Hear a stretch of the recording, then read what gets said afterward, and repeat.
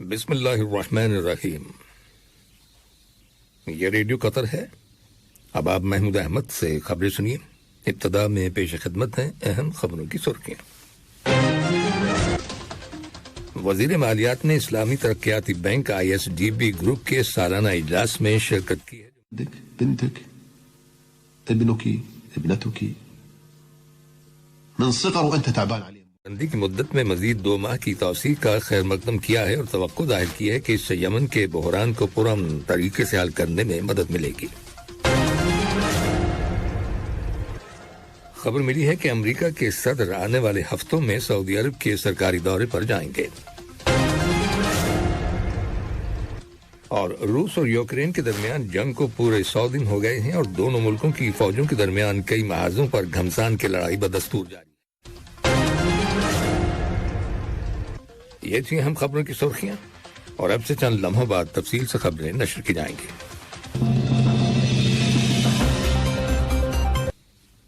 وزیر مالیات علی بن احمد الکواری نے اسلامی ترقیاتی بینک ISDB گروپ کے سالانہ اجلاس میں شرکت کی ہے جو مصر کے شہر شرم الشیخ میں منعقد ہوا۔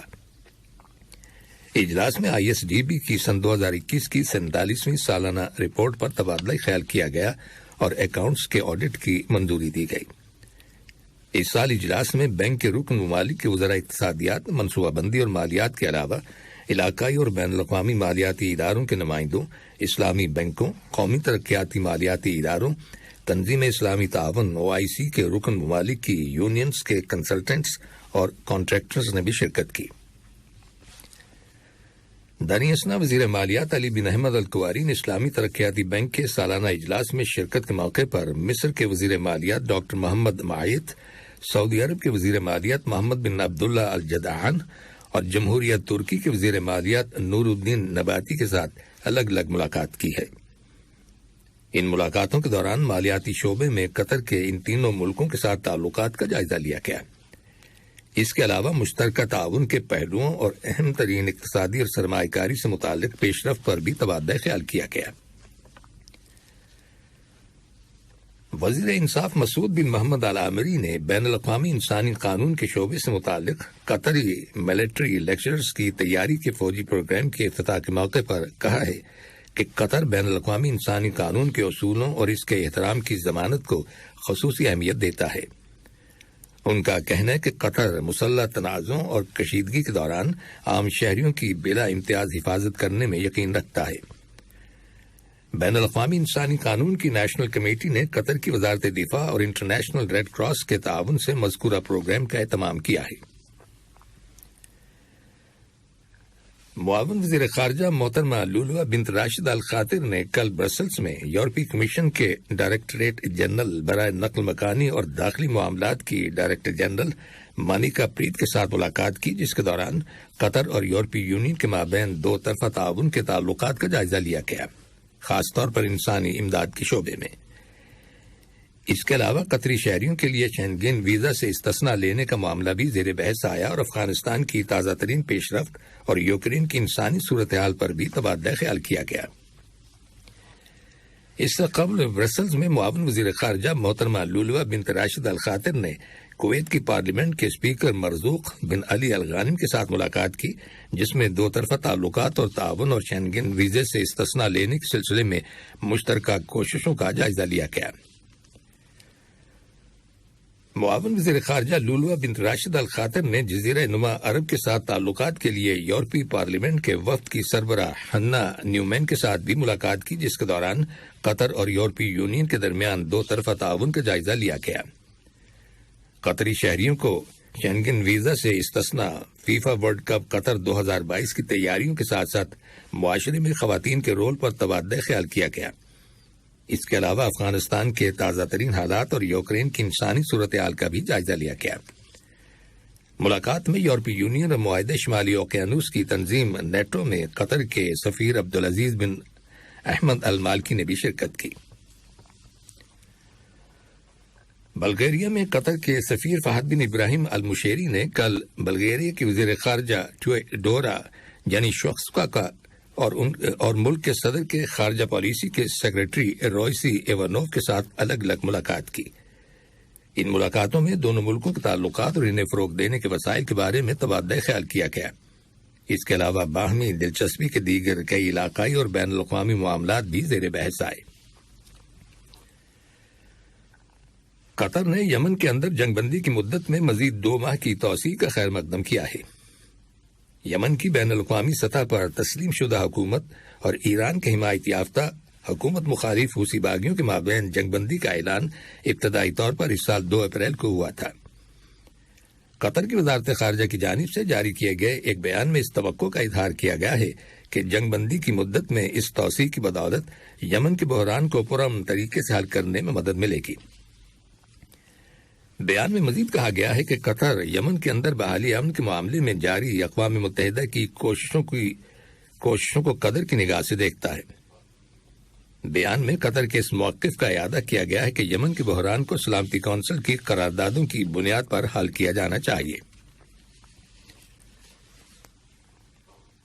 یہ خبریں ریڈیو قطر سے نشر کی جا رہی ہیں۔ سعودی عرب کی وزارت خارجہ نے اعلان کیا ہے کہ تنظیم اسلامی تعاون OIC کی 4تھی کانفرنس کل اتوار کے دن سے جدہ میں منعقد ہوگی، جو 2 روز تک جاری رہے گی۔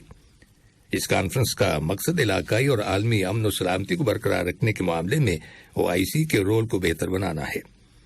اس کے علاوہ کانفرنس کے دوران 5 سیشنز منعقد ہوں گے، جن میں OIC کے کردار اور بین الاقوامی اور علاقائی تنظیموں کے ساتھ شراکت داری کے بارے میں غور و خوض ہوگا۔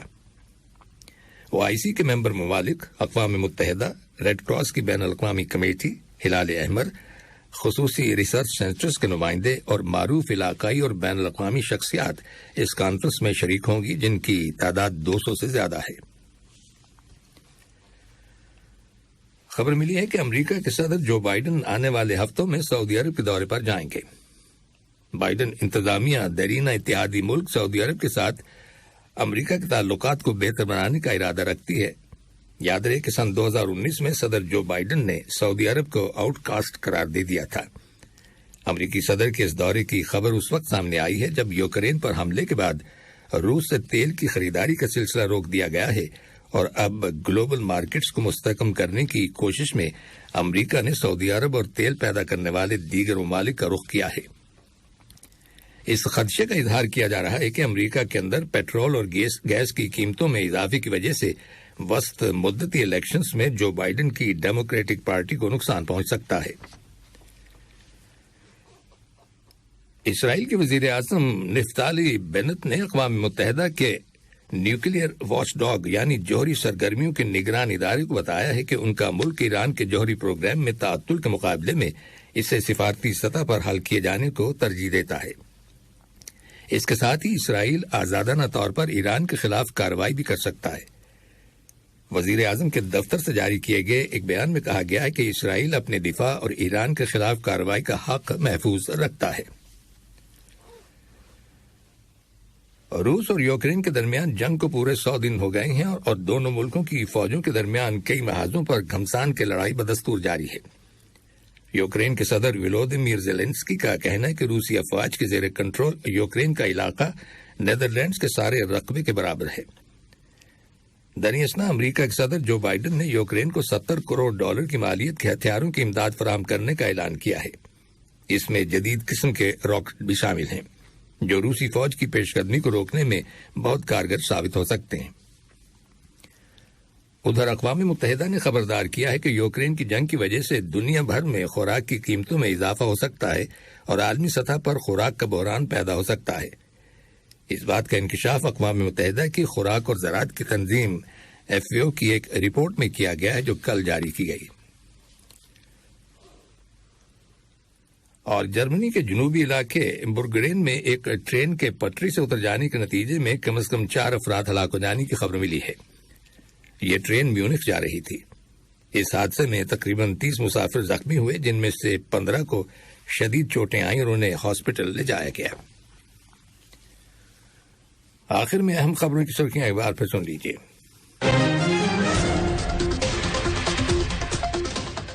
وزیر مالیات نے اسلامی ترقیاتی بینک ISDB گروپ کے سالانہ اجلاس میں شرکت کی ہے جو مصر کے شہر شرم الشیخ میں منعقد ہوا۔ قطر نے یمن کے اندر جنگ بندی کی مدت میں مزید 2 ماہ کی توسیع کا خیر مقدم کیا ہے اور توقع ظاہر کی ہے کہ اس سے یمن کے بحران کو پرامن طریقے سے حل کرنے میں مدد ملے گی۔ خبر ملی ہے کہ امریکہ کے صدر آنے والے ہفتوں میں سعودی عرب کے سرکاری دورے پر جائیں گے، اور روس اور یوکرین کے مابین جنگ کو پورے 100 دن ہو گئے ہیں اور دونوں ملکوں کی فوجوں کے درمیان کئی محاذوں پر گھمسان کی لڑائی بدستور جاری ہے۔ ریڈیو قطر سے خبروں کا آج کا پہلا بلیٹن ختم ہوا۔